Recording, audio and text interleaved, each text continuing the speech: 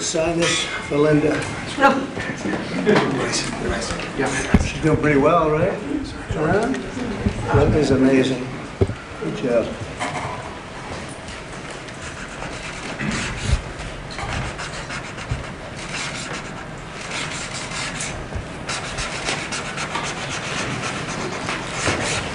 Okay, we got it. I think we're good.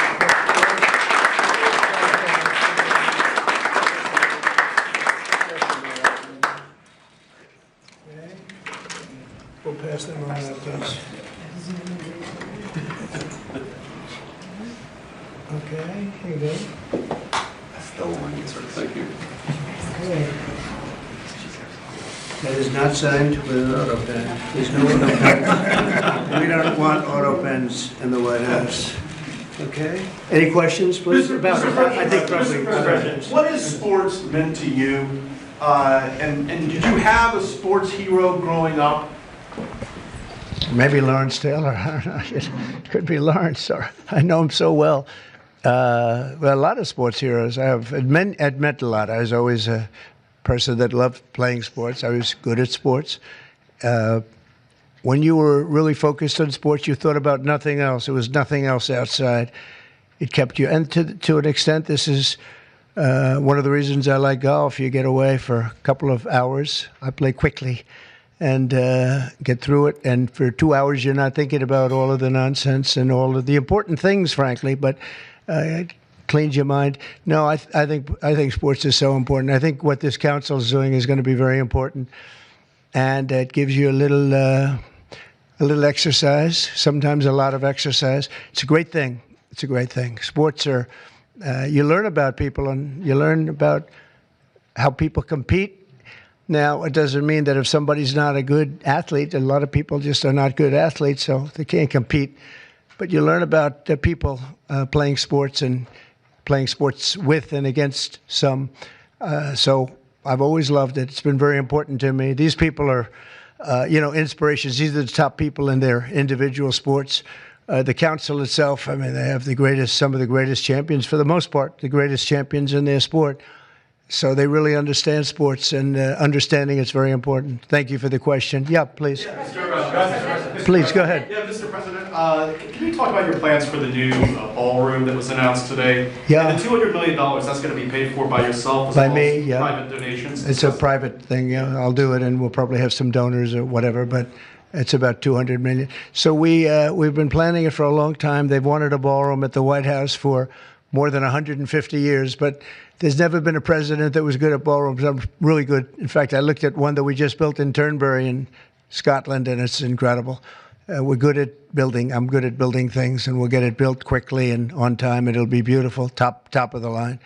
We've retained the best architects and engineers, everything else. It'll be built over on the east side, and it will be beautiful. It'll be views of the Washington Monument. It won't interfere with the current building. It'll be near it, but not touching it, and pays total respect to the existing building, which I'm the biggest fan of. It's my favorite. It's my favorite place. I love it. But they've wanted it, and when they have big events, you entertain the president of China or the president of any place, and you have big crowds. They've always had to get a tent. And you've probably been to some of them, Bobby. When it rains, it's a disaster. And the tent's 100 yards. That's more than a football field away from the main entrance. And people are schlopping down to the tent. It's not a pretty sight.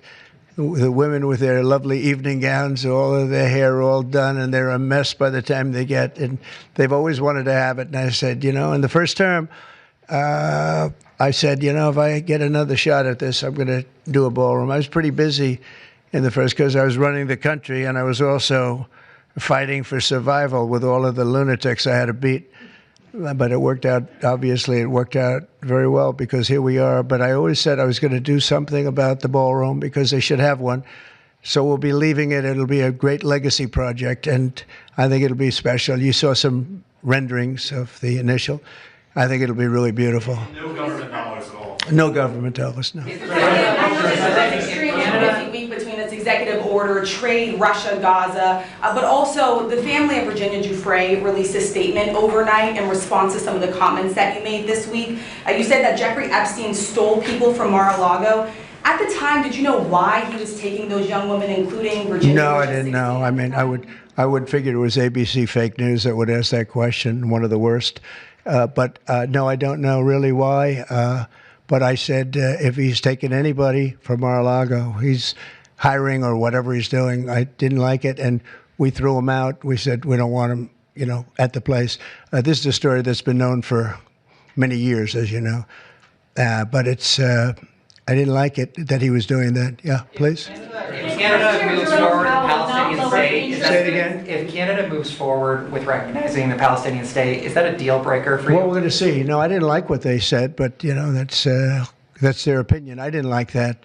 Not a deal breaker, but we haven't spoken to Canada today. He's called, and we'll see. But we have made a few deals today that are excellent deals for the country. We're taking in literally trillions of dollars for the country. This is making our country very rich and respected again. We have, I tell these people, and I say it as much as I have to say it, but every leader is at NATO, and I was in the Middle East with the three great countries, three great leaders, Qatar, Saudi Arabia, UAE, and everybody said the same thing. All of the NATO countries, essentially, they said that we were a dead country. 1 year ago, we were a dead country. Now we're the hottest country in the world. Look at you people. We're the hottest country anywhere in the world. We're doing great. Yeah, do you have a...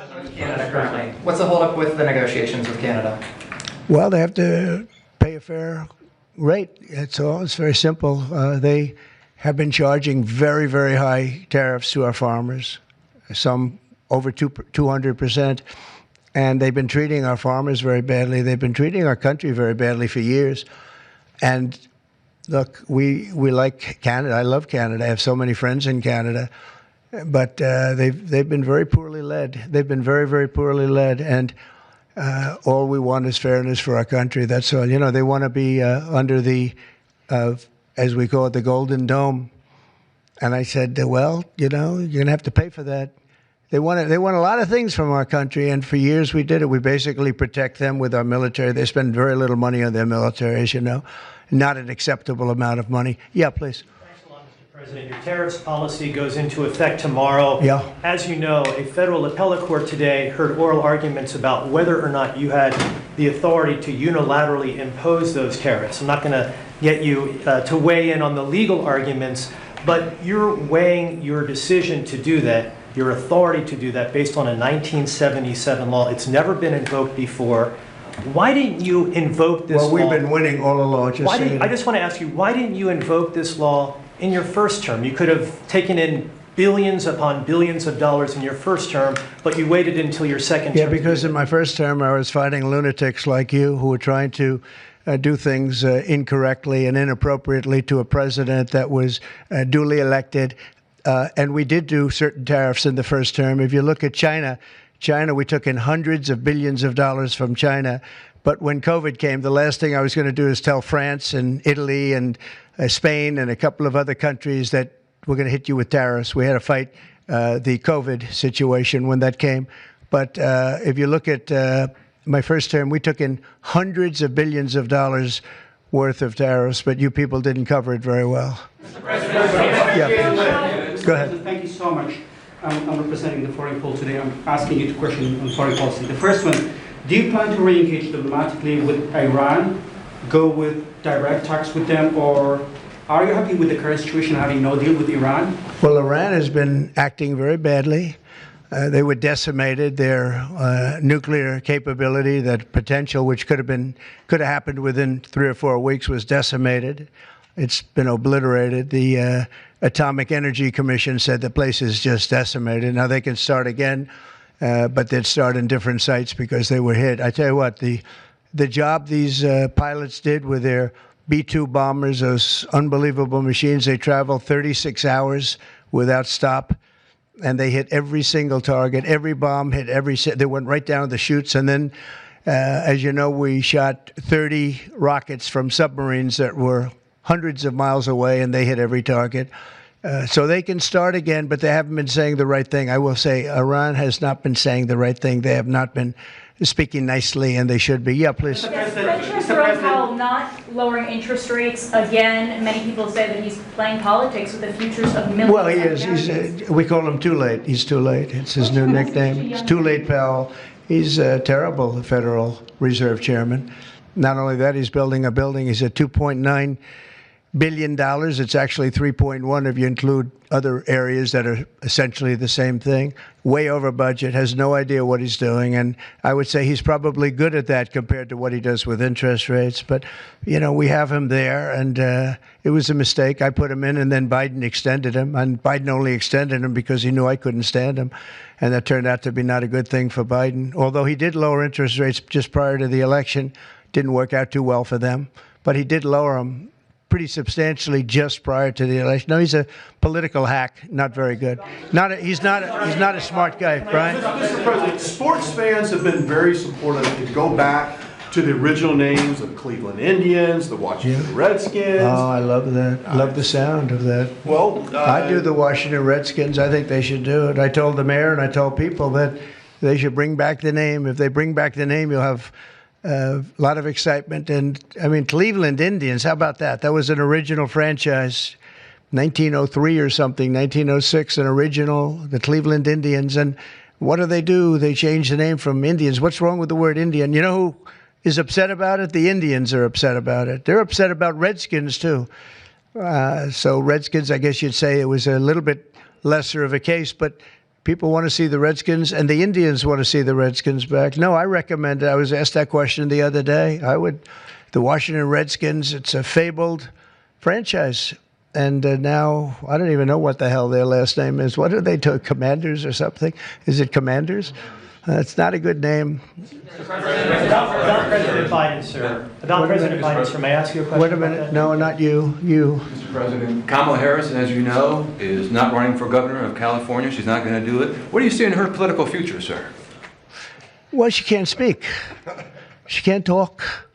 She can't do an interview. I thought it was a very strange campaign that we had. But, you know, I had two of them. We were up by like this massive number of points on Biden, and they said, let's change to Kamala. Nobody knew who Kamala was. Nobody knew her last name, Harris. They said, we're going to get Vice President Harris. Everyone said, who the hell is Harris? They only knew her by the first name. But no, I thought she was a terrible candidate. Look, don't forget, she didn't really get the nomination. I mean, that whole nomination was strange. She was the first one out. You know, she took a good amount of points with her when she announced, but nobody knew her. And once they got to know her, she dropped out very shortly after she started. And she started with a pretty good, you know, she was like in second or third place. But I don't know. I mean, I wouldn't call her a skilled politician. Would you? She's also coming out with a book. Any plans to buy it? I don't know. I think I'm going to buy it. I'd love to see it. No. I'd find it. Look, I find everything in politics interesting. I sort of enjoy politics. She wasn't a skilled person. You know, you have skilled politicians, really skilled politicians, and then you have some that aren't. And she was put in a very tough position, I think. She did have a 6-week honeymoon. They were told me, the pros said, you know what, she's going to have a 6-week. And she did. She was like untouchable in terms of everybody thought great. But she didn't do any interviews or anything, which was strange. Not even friendly interviews with friendly reporters like her right there, a really friendly reporter. And you know what happened? People said, what's wrong with her? Why isn't she doing? She made a mistake. She should have done interviews. She didn't run a great campaign, but we beat Biden, and then we had to beat, nobody's beaten two. I had to beat two. That's like Dana White, the great Dana White has a fight, and he has a fighter that's getting the hell knocked out of him. They say, well, let's take him out and put somebody else in. Didn't seem fair to me at the time, but where are we? We're in the White House. So, I mean, you know, so it worked out. Very serious question here. Russia today hit Kyiv with missiles and drones, more than 100 people, kids. I think it's Russia, I think it's disgusting what they're doing. I think it's disgusting. This is Biden's war. It's not my war. But I said if I get in, I'll try and get the thing stopped. But I think what Russia's doing is very sad. A lot of Russians are dying. you have a lot of Russians. More Russians are dying, but Russians are dying. Ukrainians are dying. You know, the United States isn't really involved in that war. It shouldn't be. And by the way, I made a deal with NATO where NATO pays us for everything that we send. We send them ammunition, missiles, etc. And we're not paying anything for that war. But I will tell you this. It should be stopped. It's a disgrace. And the ones that are dying are they're losing 7,000 now. It was 5,000. They're losing now 7,000 soldiers a week, Ukrainian soldiers and Russian soldiers. And they're also losing people now in the towns and cities because Putin's hitting them with rockets. No, I think it's disgraceful. You have a 10-day deadline. You imposed a 10-day deadline. Yeah, we have about 8 days. So, yeah, we're going to put sanctions. I don't know that sanctions bother him. You know, they know about sanctions. I know better than anybody about sanctions and tariffs and everything else. I don't know if that has any effect, but we're going to do it. Europe is extremely upset. But this is a war that should have never happened. This is a war that wouldn't have happened if I were president. And this is Biden's war. This was a stupid war to get into. Should have never gotten into this war. Stephen Coffey is traveling to Israel. Yeah, going to Israel, and then he's going to Russia, believe it or not. Representative Marjorie Taylor Greene has said that what is occurring there is a genocide. Do you agree? Oh, it's terrible what's occurring there, yeah. It's a terrible thing. People are very hungry. You know, the United States gave $60 million for food, and it's a shame because nobody, you know, I don't see the results of it. And we gave it to people that in theory are watching over it fairly closely. We wanted Israel to watch over it. Part of the problem is Hamas is taking the money and they're taking the food. But we gave $60 million a couple of weeks ago. Nobody said anything about it. Nobody said thank you. But I didn't need to thank you. I just wanted the people to get fed. And we're helping out financially with that situation. It's a terrible situation. So just to conclude, I want to thank everybody for being here. I want to thank you for being here. This is a great group of people, and it's a good feeling. You know, when we first came to office, this country was really in trouble. And now we're rich as hell, and we're doing amazing things, and we really are. We're the hottest country in the world, and I like that. Thank you very much, everybody. Thank you.